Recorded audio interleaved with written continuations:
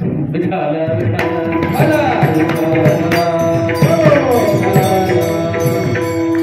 सांगण्याचा मुद्दा एवढाच आहे, दुसऱ्याच्या सुखामध्ये सुख माना आणि दुसऱ्याच्या दुःखामध्ये दुःख माना.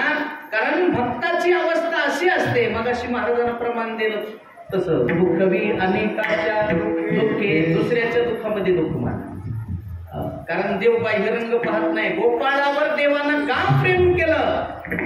कारण गोपाळाचं अंतरंग चांगलं होतं. कारण देवाचा स्वभाव आहे अंतरीची घेतो बाह्य जोडी भावाची. तुम्ही आम्ही बाह्यरंग पाहतो, अंतरंग पहा.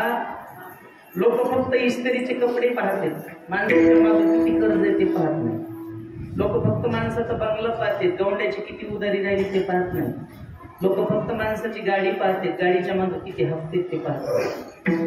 सोपं उदाहरण सांगतो, तुम्ही आम्ही एवढं बाह्यरंग पाहतो, एवढा बाह्यरंग पाहतो.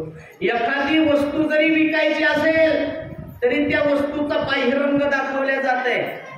म्हणजे पॅकिंग भारी, माल किडका.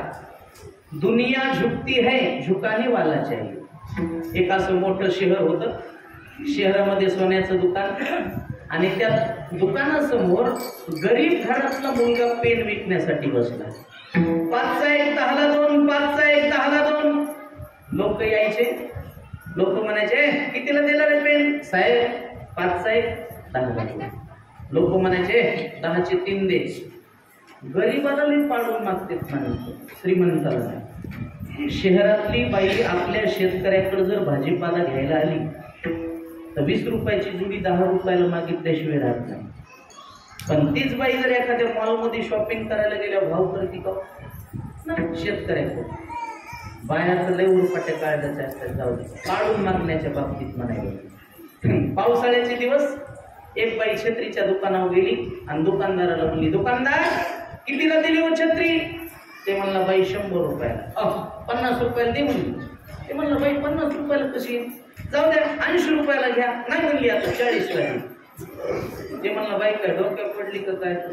जाऊ द्या 50ला म्हणायलाच ना, घ्या 50ला. नाही म्हणली, आता 25ला दे. त्या दुकानदाराला राग आला. ते म्हणला, बाई 25 तरी कशाला देतीस, फुकट घेऊन जाय ना. म्हणली, मग 2 दे.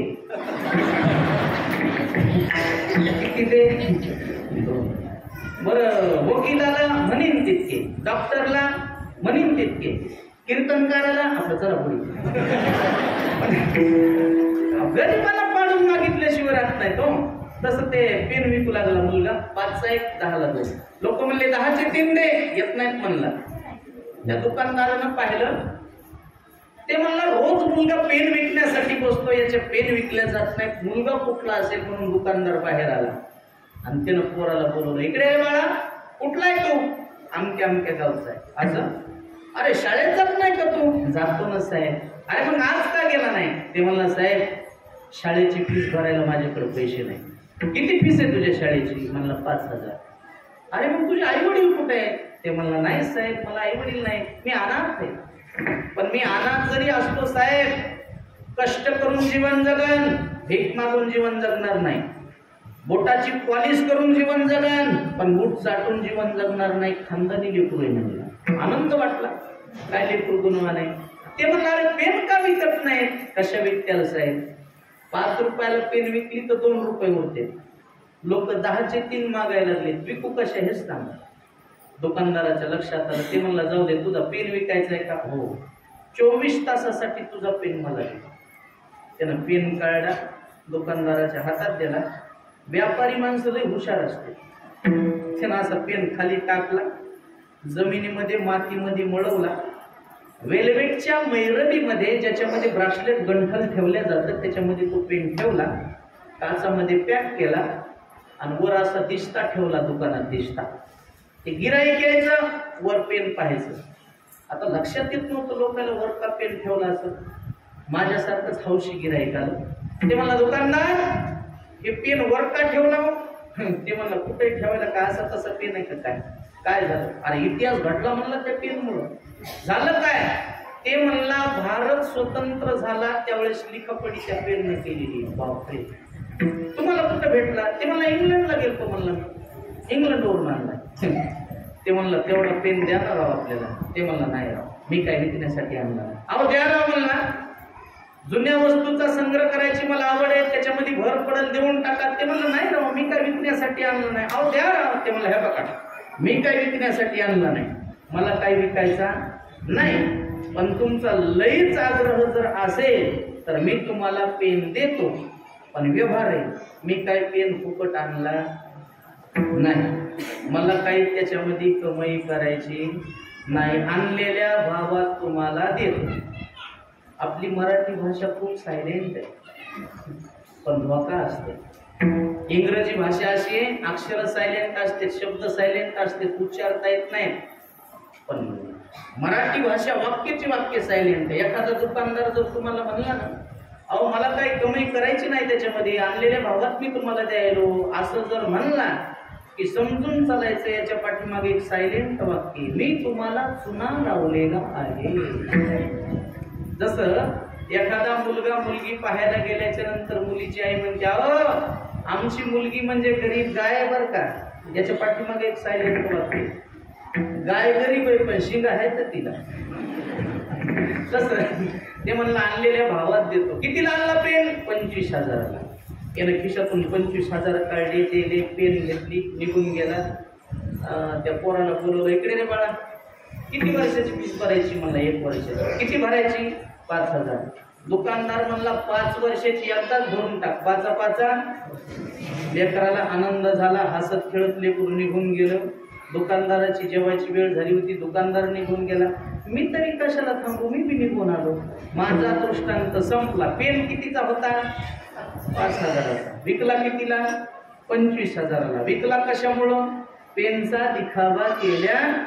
दुनिया झुकती है, झुकाने वाला चाहिए. विठाला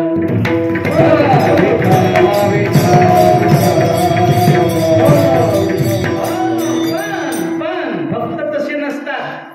भक्ताचा स्वभाव आहे नावडे जनधन माता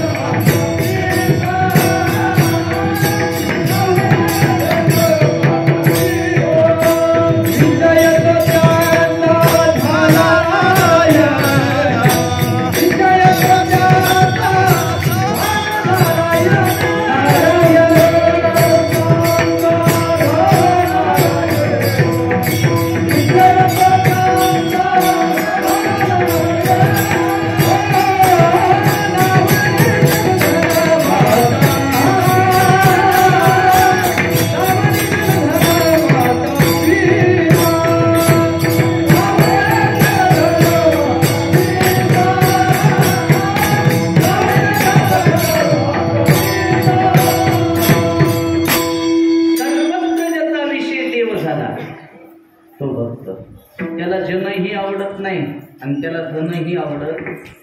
धन का आवडत नाही? धन नश्वर आहे. किती बी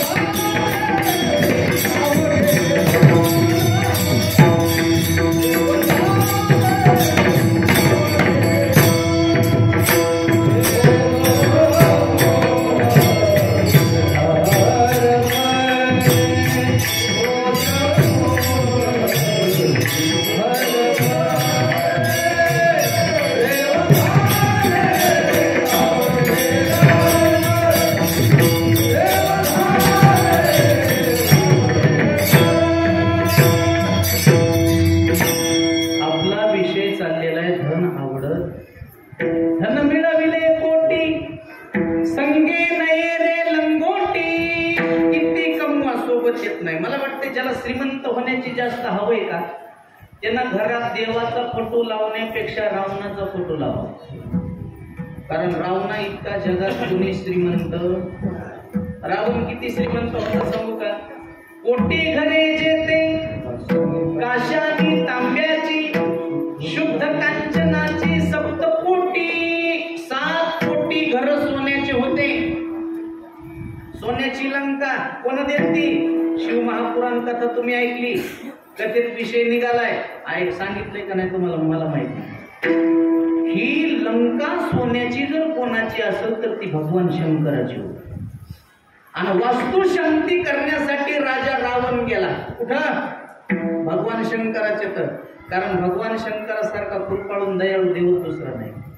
वास्तुशांती झाली आणि भगवान शंकरानं रावणाला विचारलं, देवबाप्पा, ब्राह्मण माणूस हुशार असतील, देवबाप्पा काय तुम्हाला दक्षिणा देऊ? आता हे हुशार लोक ते म्हणलं, देतान का देवा? भगवान शंकर म्हणले, रावण देवबाप्पा, तुम्ही जे मागतान ते देतो. देवाचा शब्द निघून गेला, जे मागतात ते देतो. आता रावण तो हुशार. रावण म्हणलं, मग भगवान शंकर, तुम्ही जेवढी सोन्याची लंका बांधली का तेवढी लंका देऊन टाका. आता भगवान शंकराला माग सरकता आलं. जाऊ दे म्हणले, हे लंकाच. महाराज, भगवान शंकरानं रावणाला सोन्याची लंका दिली. स्वतः मसनवाट्यात गेले राहायला. आणि सोन्याची लंका कोणाला दिली? त्यागोनी कैलास सर्व ही संपत्ती, स्मशानाशी वस्ती रुद्रतरी. भगवान शंकर स्वतः मशानभूमीत गेले आणि सोन्याची लंका कोणाला दिली? रावणाला दिली. मग रावणाला किती दिली सांगू का? त्याचे घर 7 कोटी होते सोन्याचे. आणि 7 कोटी सोन्याचे घर भगवान शंकरानं रावणाला दिली. किती कोटी? 7 कोटी. एवढा रावण श्रीमंत होता. आपल्यापाशी काय हो? काय ओटोमायासारख्याच्या एखाद्याच्या हातात 1-2 अंगठ्या असतात. ज्याच्या हातात 1-2 अंगठ्या आहेत का, ते असं पंक्तीत बोट फिरते, भात वाढ दोंडी वाढ, भात वाढ दोंडी वाढ, भात वाढ दोंडी वाढ. असलं तर लॉकेट गळ्यात आहे, तरी वरची कुंडी लावित नाही. त्याच्यापेक्षा काय आपल्यापाशी? अरे मला वाटतंय तुम्ही कितीही श्रीमंत व्हा, तुम्हाला कोण सांगितलं माणूस श्रीमंत झाला म्हणजे सुखी होत असतो? श्रीमंतीचा आणि सुखाचा सुतराम संबंध. रावणाला एवढं श्रीमंत केलं भगवान शंकरानं, रावण सुखी झाला का? अहो, श्रीमंतापेक्षा गरीब माणसं सुखी आहेत. बऱ्याच श्रीमंताला झोप येत नाही, झोपीची गोळी खावा लागते. आमच्या गरीबाला बघा बरं, दिवसभर शेतात काम करतय, संध्याकाळी पळलं की झोप लागते. निस्ती झोप येत नाही, भोरू झोप येते. आणि कोणाला बी भरता येते का? जे बिनभोर आहे, ज्याला कोणताच भर नाही त्यालाच भरता येते, कुठलाही भरता येत. एक हिंदीतलं वाक्य सांगू का? लक्षात आलं तर बघा, वाक्य खूप गोड आहे. आमिर के जीवन में जितना महत्व सोने की चेन का होता है, आमिर के जीवन में जितना महत्व सोने की चेन का होता है, उतना ही महत्व गरीबों के जीवन में चैन से सोने का होता है. आलं ना का हिंदी लक्षात? नाही होत्या, जाऊ दे. काही गावात हिंदीच कळत नाही. मी एका गावात काल्याच्या कीर्तनाला हिंदीतून अभंग घेतला. चुरा चुरा कर माखन. जेवायला केली होती बुंदी. कीर्तन झाल्यावर बसली बायाची पंगत. एक बाई म्हणली, माय त्या खडकवाडीच्या महाराजांना कीर्तन नादर केलं ग. मात्र मधात हिंदी काय म्हणू लागलं तेच कळलं नाही. दुसरी म्हणली, अगं काय करलेस हिंदी हान बुंदींच्या घर. हिंदी कळत नाही. आमच्या गावातल्या 10 बाया पंढरपूरला गेल्या. आणसाबाई, द्वारकाबाई, कौसाबाई, सुमित्राबाई इथल्या सोडून तिथं गेल्यावर कोरमोडा घालून अमेरिकेची बाई आली. तिनं पंढरपूरचं मंदिर बघितलं आणि ती म्हणली, हो वाव पंढरपूर म्हणजे सुंदर. पुन्हा ती म्हणली, हो वाव पंढरपूर. आमच्या गावातली बाई म्हणली, ए भवानी वंडरफुल नाही पंढरपूर आहे.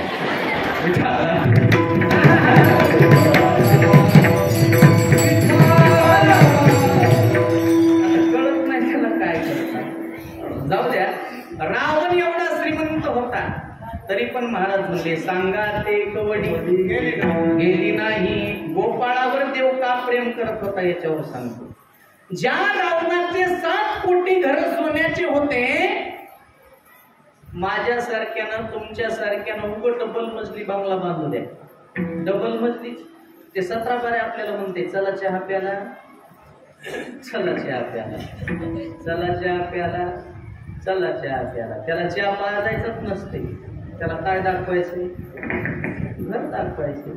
मला एक जणांना घरी चहा प्यायला नेलं आणि मला म्हणलं महाराज आपलं घर कसं काय. बरं त्याच्या लक्षात यायला पाहिजे हे महाराज लोक रावणाच्या संपत्तीचा भुगा पिळतानाच करते. आपल्या घराची उद्बत्ती कुठं लावते? ते मला पुष्कळ सांगायला महाराज आपलं घर कसं काय. मिळालं छान आहे. आपल्याला काय घ्यायचं काय द्यायचं छान आहे. बरं आता तरी बुका लाव. दुसऱ्या मधल्यात नेलं. म्हणला महाराज घर कसं काय. म्हणला अगदी सुंदर आहे. आता तरी बुका लाव. तिसऱ्या मधल्यात महाराज घर कसं काय. म्हणलं उत्तम, उत्तम, छान, सुंदर हे अर्थ येतच.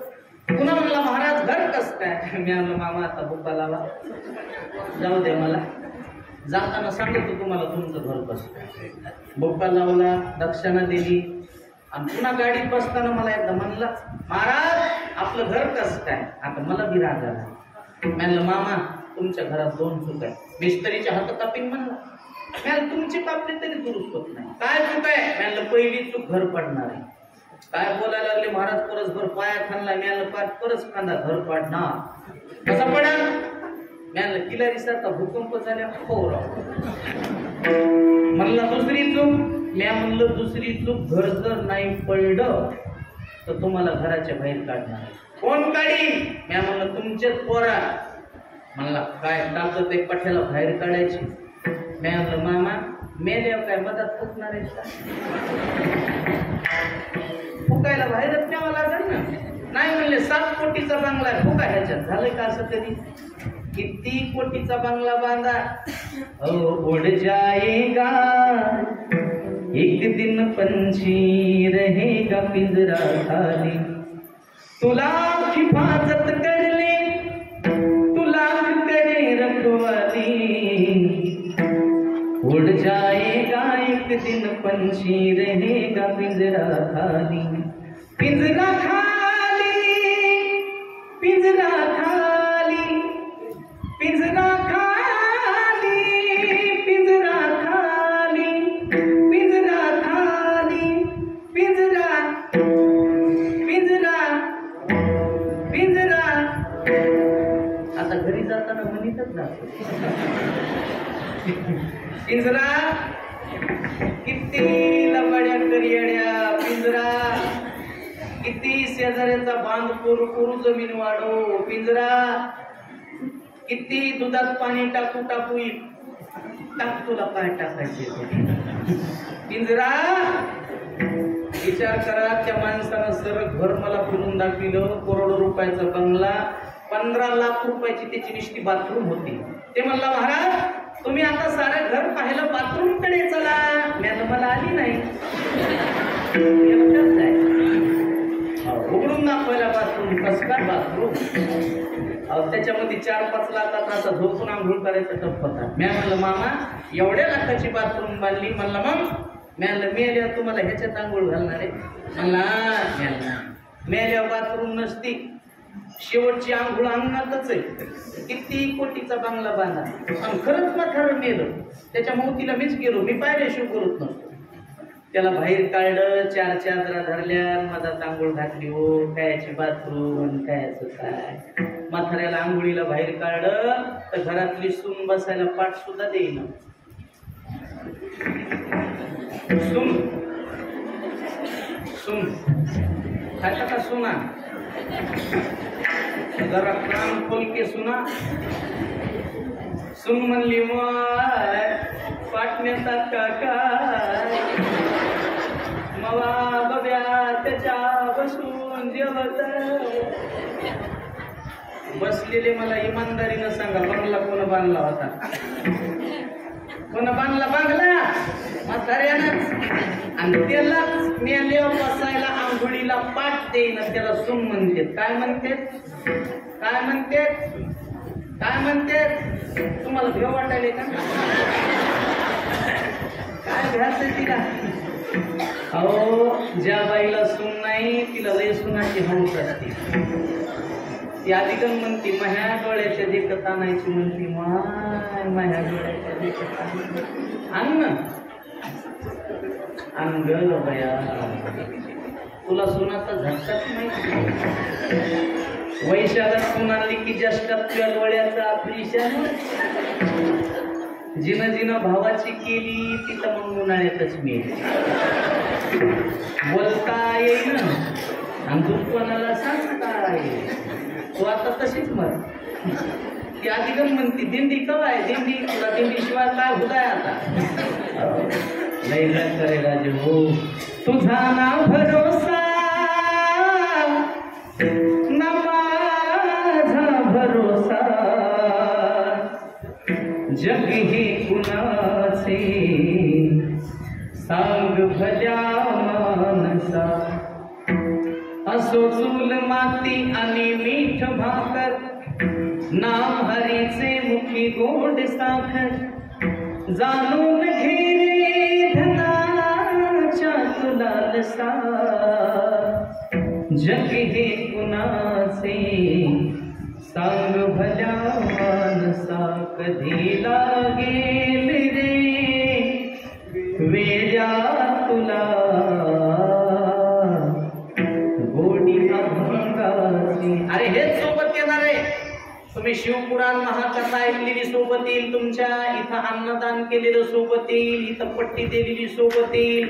संसारात किती जरी धडपड केली तरी संसार तुमच्या बरोबर येणार नाही. मेल्याच्या नंतर तुम्हाला यम विचारणार नाही तुम्ही किती पैसा कमवला.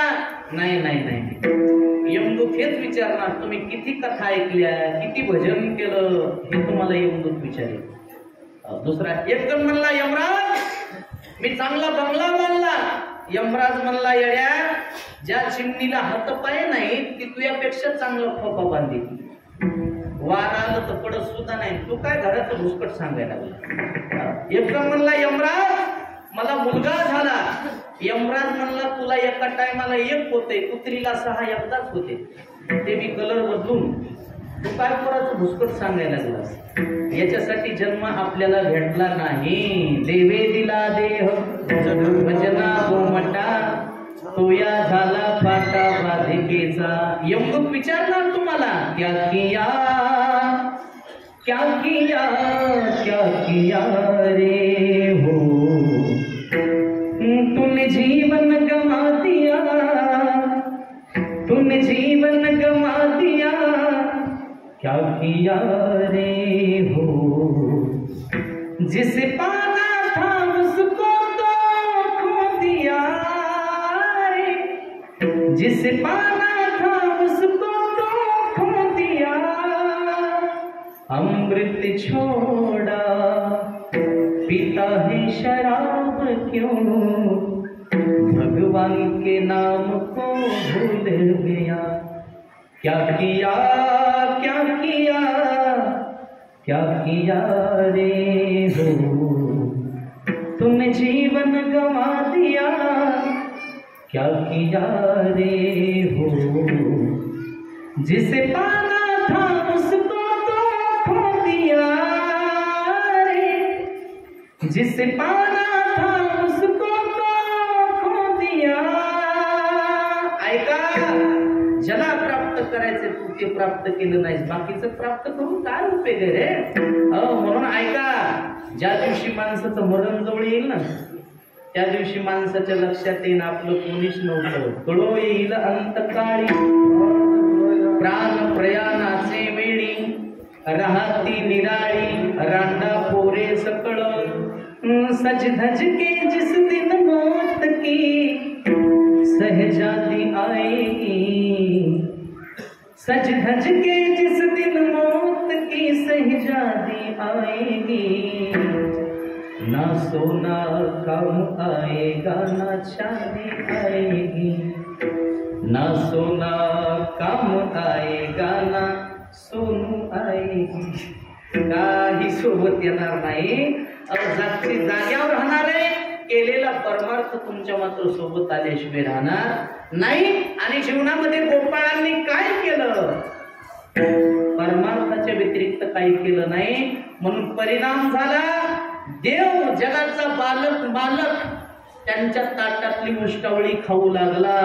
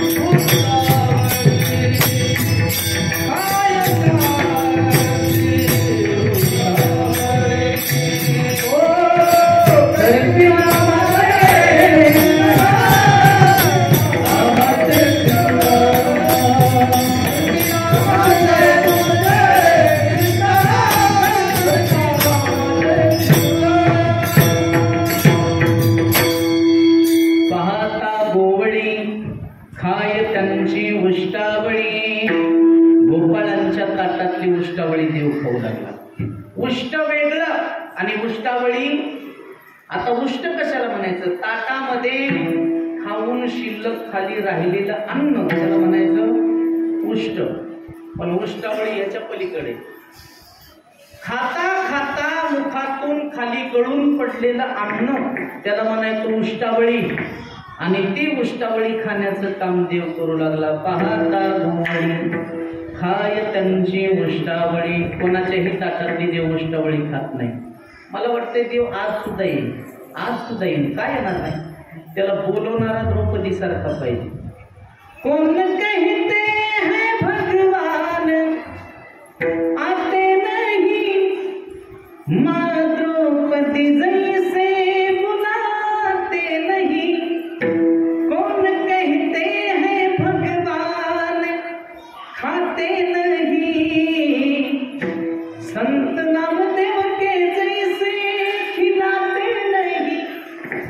कौन कहते हैं भगवान सोते नहीं, माँ जशोदा के जैसे सुलाते नहीं. अरे कोण म्हणते देव येत नाही? देव आज सुद्धा येतो.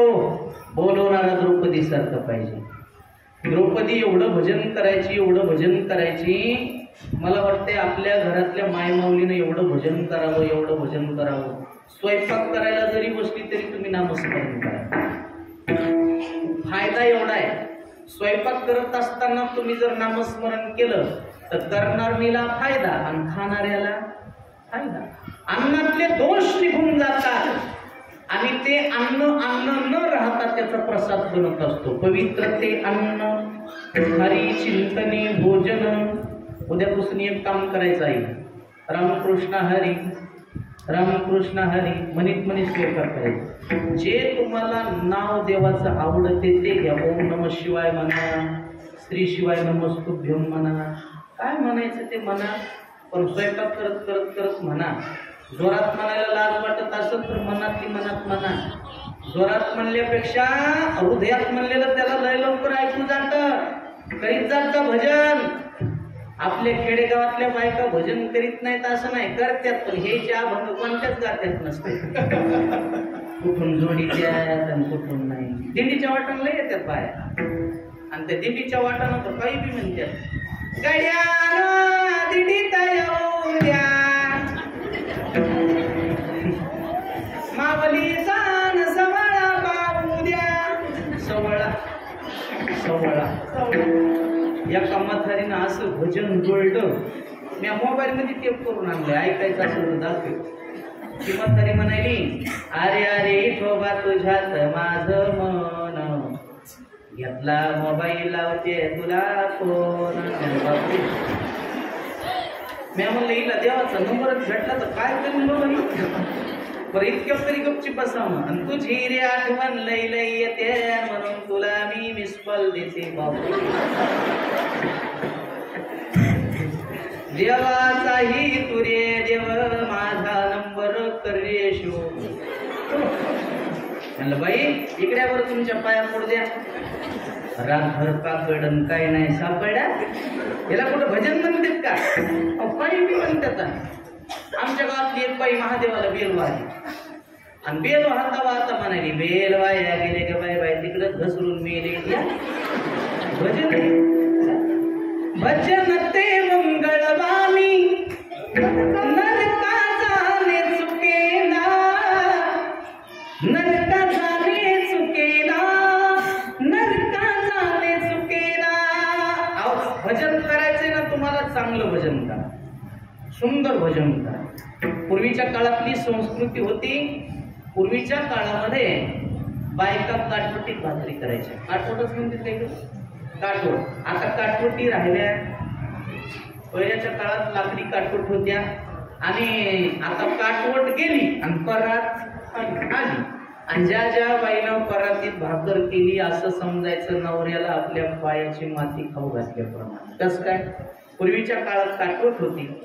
काटवटीला 2 कानं होते. त्या दोन्ही कानावर बाई पाय ठेवायची, मधात भाकरी करायची. आता ह्या परातीत भाकरी करतात. परातीला कानं असतात का माय? तुम्ही मधात पाय ठेवता, दोन्हीकडून 2 पाय लावित्यात. अंगुठ्याचा मळ, पायाची मळ. काटवट गेली परात आली, आणि म्हणून त्या काटवटीला राग आला, आणि त्या काटवटीनं परातीला युक्लात घातली, आणि तीच परात तुमच्या वराच्या वरातीत अशी पालती झाली. त्याच्यावर तुमचे पोरण असते. आता संस्कृती राहिली. अहो ह्या आमच्या म्हाताऱ्या स्त्री आहेत. एखाद्या म्हाताऱ्या बाईनं आज सुद्धा जर भाकर केली ना महाराज, भाकर फुगत येऊ. आता भाकर फुगणं करणारी फुगायची. गेलो महाराज. काळ होता महाराज, सुंदर काळ होता जुन्या काळातला. आता तसं राहिला अजिबात नाही. आता महिला मंडळीचाच कार्यक्रम आहे, म्हणून एक शास्त्र तर असं सांगतंय, सुवासिनी बाईनं सुवासिनीचा भेदभाव कधी करायचा नाही. बाईला असं वरून कुंकू कधी टाकायचं नाही. वरून कुंकू फक्त 2दाच टाकते. माहिती का तुम्हाला? कधी? अमावस्याच्या दिवशी जर बाई अमावस्या मागायला आली तर तिला वरून कुंकू टाकायचं 1. बाईला 4 दिवस अडचण असेल तर त्या कालावधीमध्ये तिला वरून कुंकू टाकायचं 2. व्यतिरिक्त कालावधीमध्ये बाई कोण्या जातीची असो, कोण्या पंथाची असो, श्रीमंत असो का गरीब असो, तिच्या कपाळाला कुंकू लावण्याची पद्धत आहे. बायका लय भेदभाव करतात. मी लग्न केले म्हणून मला हे सगळं कुठाने माहिती आहे. संन्यासी असतो तर काय माहित झाला. सक्रातीच्या दिवशी श्रीमंत घरची बाई आली की तिला मोठी साबण दिली, आणि गरीब घरची आली की रुपयाची शॅम्पूची पुडी. लेकर म्हणत असते ताशानं, कोणती भेदकाचे मरतील पोरे. पूर्वीचा काळ होता, एकमेकीला कुंकू लावायच्या, भांगा शेंदूर भरायच्या. काय नाव होते महाराज पूर्वीच्या काळातले म्हाताऱ्या बायाचे नाव ऐका तुम्ही. सुन्यात बसले मेन्यात लवंगावटी दिलदोडी मोठीत रावसाहेब बसले दाटीत कशी जाऊ पण सुपारी वाटी नाव आताच्या काळातले नाव असे आमच्या गावात संक्रांतीच्या दिवशी एका बाईनं नाव घेतलं मी लपून ऐकलं कारण माया देखत घेत नाही त्याला माहिती हे कीर्तनात झटकीच आहे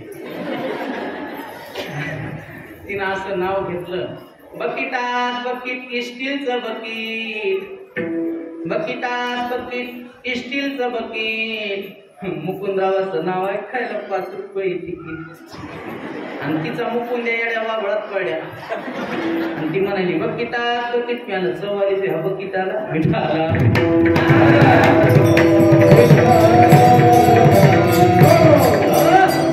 द्रौपदीनं भगवान श्रीकृष्णावर किती प्रेम केलं हे तुम्हाला सांगायचं देव कोणाच्या ताटातली उष्टावळी खात नाही त्या द्रौपदीनं एवढं प्रेम केलं द्रौपदी एवढं भजन करायची हो गोविंद मेरो है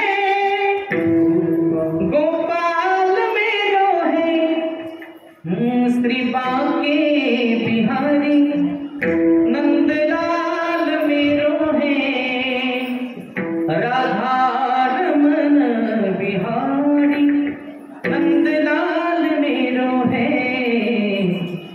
गोविंद मेरो है गोपाल मेरो है म्हणून भगवान श्रीकृष्ण द्रौपदीवर एवढं प्रेम करायचे एके दिवशी त्या उद्धवानं देवाला विचारलं देवा तुमची सख्खी बहीण कोण आहे भगवान श्रीकृष्ण म्हणले माझी सख्खी बहीण सुभद्रा आहे उद्धव म्हणला देवा तुम्ही सुभद्रेची आठवण काढत नाही सतत द्रौपदीचं गुणगान गाता माझी द्रौपदी अशी माझी द्रौपदी तशी काय त्या द्रौपदी पशी देवानं सांगितलं उद्धवा तुला द्रौपदीची किंमत नाही कळायची तुला द्रौपदीचं प्रेम पाहायचंय का चल हस्तिनापूरला भगवंतानं उद्धवाच्या हाताला धरलं हस्तिनापुरात आणलं कारण ज्या वेळेस भगवान हस्तिनापूरला येत होते त्या वेळेस उद्धव बरोबर असायचा कोण असायचा उद्धव मी नेहमी सांगत असतो सोबत नेण्याकरता लायकी लागत असते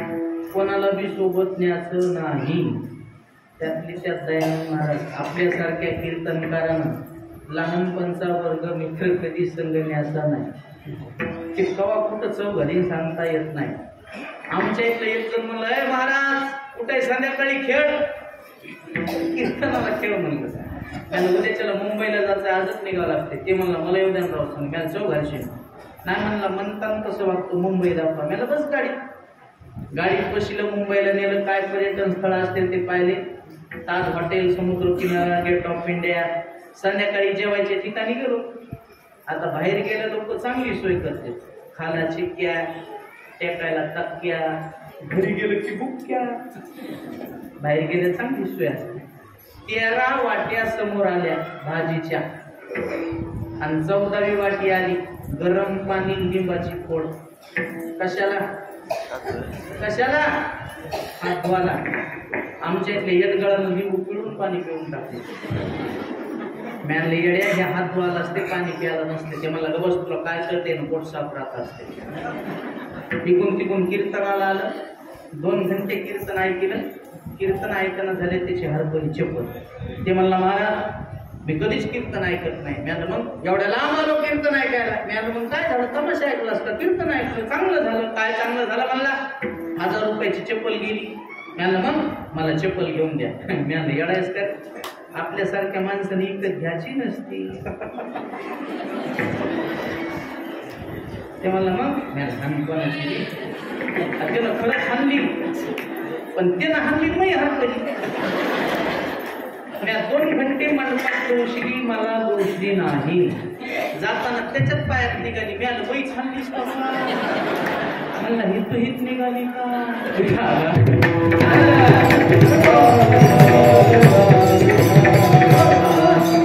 असा उद्धव नव्हता सकाळची वेळ होती आणि भगवान उद्धवाला घेऊन सख्या बहिणीच्या घरी आले कृष्णाची सख्खी बहीण कोण आहे सुभद्रा आणि त्या सुभद्रेला आवाज दिला सुभद्रा ताई अगं काय करतेस ताईनं सांगितलं दादा मी आत्ताशी झोपेतून उठले बघ ब्रश करायले आता स्नान करणार, देवपूजा करणार, स्वयंपाकाला लागणार, दुपारचे 12-1 वाजते.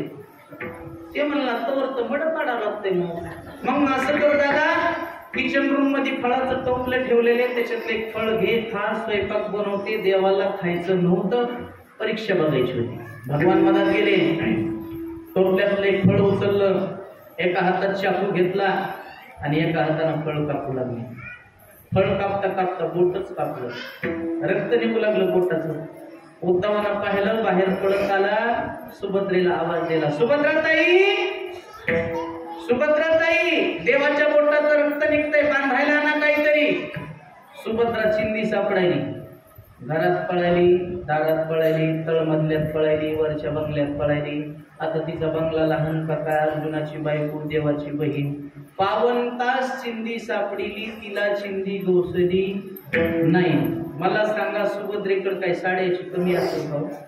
कमी आहे. आपल्या बायकाला काय साड्याची कमी नाही. जशी जशी संक्रांत जवळ येईल तसं तसं नवऱ्याचं 2-2 किलो वजन कमी होते. इतक्या साड्या. एखाद्या घरात गेलं आणि कपाट उघडलं, माणसाला प्रश्न पडते, घरात आलो का कापड दुकानात आलो. इतक्या साड्या असतात इतक्या. आमच्या इथल्या एका बाईनं कपाट उघडलं, साड्याच्या घड्या अंगावर पडल्या, दुबुट मी म्हणला आता लाकड आणू नका, तिला साड्या धरणं फुका.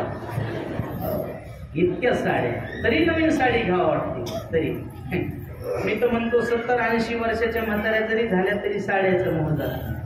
संक्रांतीच्या दिवशी, संक्रांतीच्या 4-5 दिवसांना अगोदर आमच्या मानवत मध्ये 80 वर्षाची म्हातारी हाताला हात धरून चाललेली. मी म्हणलं काय प्रेम असं व्हायचं. मी पळतच गेलो, म्हाताऱ्याच्या पायात पडलो. ते म्हणलं महाराज पाय कम पडायला. म्हणलं काय प्रेम येतात ते तुमचं, म्हातारपणी प्रेम, तरुणपणी प्रेम. ते म्हणलं प्रेम तसलं काय नाही. मी म्हणलं मग हात सोडा की दुकानात घुसायला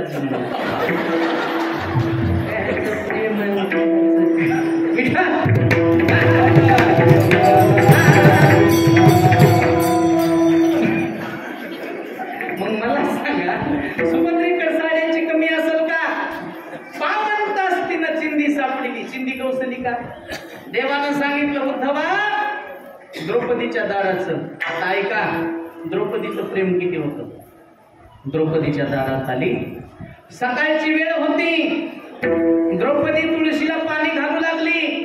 एका हातात ताट होतं, एका हातात तांब्या होता आणि द्रौपदीचं भजन सुरू होतं. भजन, श्रीराम जय राम, जय जय राम, श्रीराम जय राम, जय जय राम, श्रीराम जय राम, जय जय राम, श्रीराम जय राम, जय जय राम, श्रीराम जय राम, जय जय राम, श्रीराम जय राम, जय जय राम.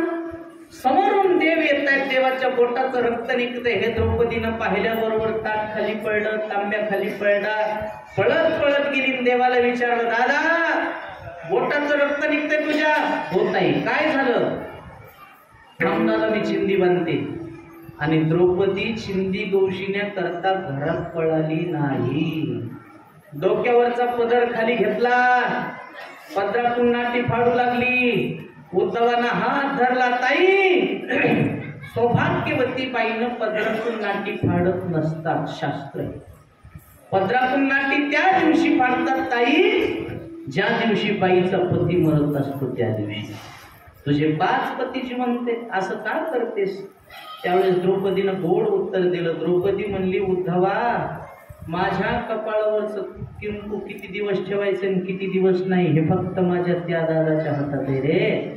त्याच्या जर बोटाला जखम झाली, माझ्या साडीची काय किंमत आहे? टारका नांगावरची साडी फाडून टाकली आणि देवाच्या बोटाला चिंदी बांधली. चिंदी बांधी ते द्रौपदी हरीच्या बोटाला फाडोनी बरजरी शालून